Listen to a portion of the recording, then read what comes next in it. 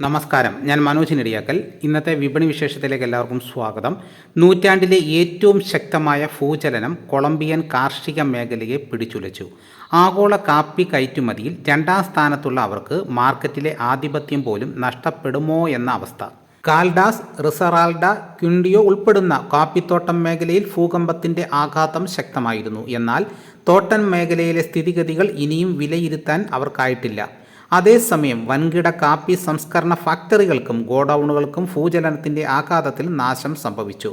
ഭൂകമ്പത്തെ തുടർന്ന് കാപ്പി കയറ്റുമതി പൂർണ്ണമായി നിലച്ചു. പ്രധാന റോഡുകളും ബ്യൂണവെഞ്ചുറ തുറമുഖവും സ്തംഭിച്ചത് കാപ്പി കയറ്റുമതിയുടെ താളം തെറ്റിക്കുമെന്ന് കൊളംബിയൻ കാപ്പി കയറ്റുമതി സംഘടനയുടെ വിലയിരുത്തൽ. അന്താരാഷ്ട്ര കാപ്പി വിപണി അടുത്ത രണ്ടാഴ്ചകളിൽ ബുള്ളിഷ് ട്രെൻഡിൽ നീങ്ങാം. ഒപ്പം ശക്തമായ ചാഞ്ചാട്ട സാധ്യതകളും പ്രതീക്ഷിക്കാം. വിപണിയിലെ വൻ ശക്തിക്ക് നേരിട്ട തിരിച്ചടി ക്രിസ്തുമസ് വരെ കാപ്പി വിലയെ സ്വാധീനിക്കാൻ ഇടയുണ്ട്.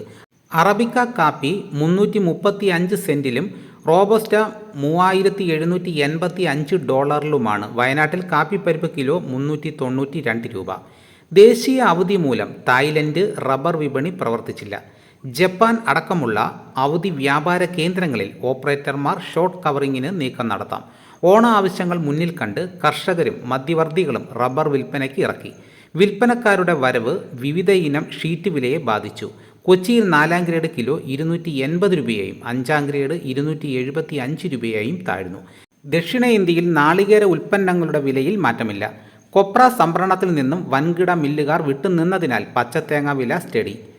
കാങ്കയം, കോയമ്പത്തൂർ, പൊള്ളാച്ചി, പഴനിയിലും തേങ്ങാ നീക്കവും കുറവായിരുന്നു.